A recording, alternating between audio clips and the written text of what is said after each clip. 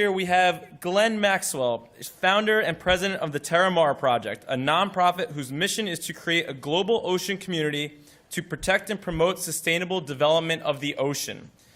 Ghislaine is easily one of the smartest, most fascinating people I've ever met. This is proven by the fact that she holds a bachelor's and master's degree from Oxford University, is a private helicopter pilot, a trained EMT, a qualified ROV, which I had to look up what that was, and a deep worker submarine pilot, in addition to being fluent in 4 languages. This is what I had written down before I realized that she spoke at the UN 9 times since the last time I saw her. So with that, I'd like to welcome Ghislaine Maxwell.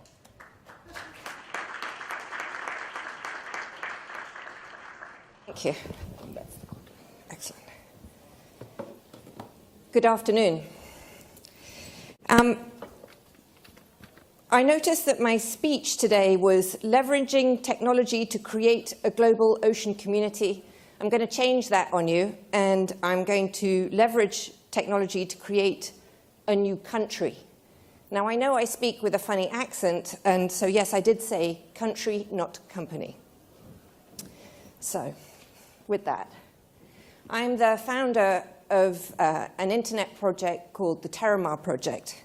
It's an ocean-based digital platform which I'm going to be talking to you about. I just want to go back briefly to talk to you about why I got involved in the ocean, and because I think it's important to have history.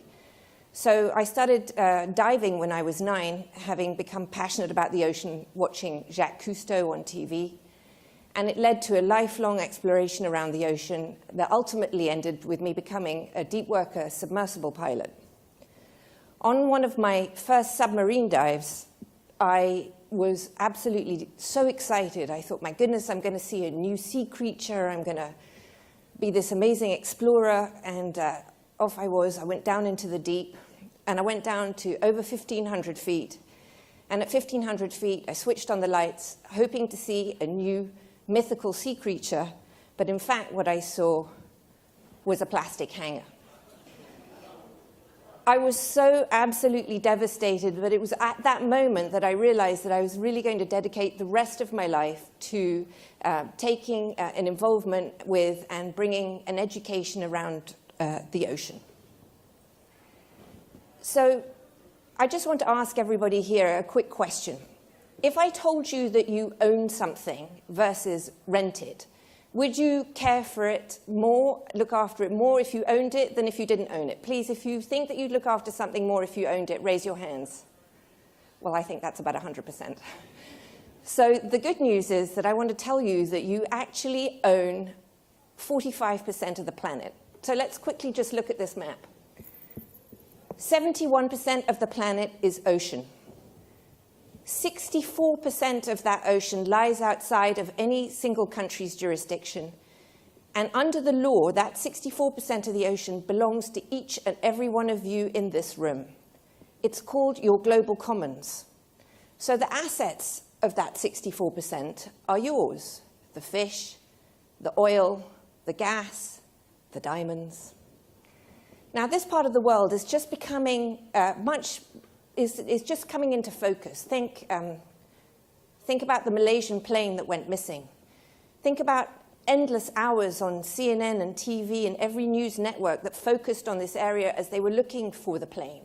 Every day we heard, we found the plane, we found the plane, we found some piece of garbage floating. And it turned out, in fact, no, it wasn't the plane. It was just some ocean trash. Today, if you open your newspapers, the front page of your newspapers are focused on clashes between China and the Philippines, and China and Thailand on ocean-related issues. So the ocean is the next frontier. It's the next big debate. It's the next big grab of space, of ocean space, if you will. America alone has about the size, 2.5 times the size of the Louisiana Purchase to be had through the continental shelf issues. Why is the ocean so important to us? Outside of the fact that under there lie millions of dollars or billions of dollars of assets and the fish, I'd like you all to take a huge deep breath. Inhale. Exhale. One more time. That second breath was created for you by the ocean. It also creates 98% of our rainfall, and it drives and controls all of our weather. So if it's unhealthy or is in trouble, we can understand that it has a net knock-on effect on how we live our lives today. We have also, it feeds also 16% of the global population on a daily basis. And I'm just going to pick 3 of the problems that face the ocean. One is overfishing, and you might think, why is that a problem? It's because if you take out the largest fishing net in the world today, the mouth of it alone can hold 12 Boeing 747s in its mouth. And you can imagine how much fish that thing can just suck up. And the issue with overfishing is that it is removing key species from the ocean that the ocean needs to be productive. That little picture on the side there with all those little critters floating around in it, that's one drop of ocean on somebody's finger. And all those little microbes are what create the oxygen, what feed the fish, that have little planktons in them. And that's just one tiny drop. The bottom photograph that has a circle that says boat, I don't know if you can see it, but all those little black dots are actually fishing boats. And those fishing boats, it's Chinese actually, are fishing for shrimp. Now, if you can imagine, that's not going to, if you're a shrimp and you see this armada coming, you know you're going to get eaten that day because there is no surviving that armada of fish. The super unattractive picture here with sort of flotsam on it, that's called a dead zone. There are about 450 of those and counting. It's just areas where there's not enough oxygen to support life. So the question is, how do we address some of these problems? And I think we care because if we don't care, we can't breathe, we can't eat. It has a very important effect for all of us. So I'm at, the reason I speak so often at the United Nations, and the reason why I created this digital platform, and the reason why I'm here talking to you, is because this September, the United Nations are voting to create a new set of goals called the Sustainable Development Goals that are replacing a set of goals that were created in 2000 called the Millennium Development Goals that focused on important issues such as HIV and malaria. And the Sustainable Development Goals currently, which will be the roadmap for the next 15 years on our planet, do not mention the ocean. And I say to myself, how is it possible? How is it possible that a roadmap for sustainability of our planet, of which 71% of our planet is ocean, does not contain the word ocean? And so I thought to myself, that's just mad. And for the next generations that come after us, that's just not going to happen like that. We can't allow that to happen. So I created the TerraMar Project, which is this digital platform, and create symbols such as, I think we can all understand, this is I love the ocean. Now, each and every one of you in this room has a network. You are on Twitter, you're on Facebook, and this is the new way to communicate. The way that we normally think about the commons is the tragedy of the commons, if we even think about it at all. But I think we have a unique and amazing opportunity today to turn what has always been known as the tragedy of the commons into the first success of the commons. And that's because of each and every one of you in this room has the power and the ability to change the way that we think about this world and our oceans and the part that you own, because you own it. It is yours, and you do have a decision to make.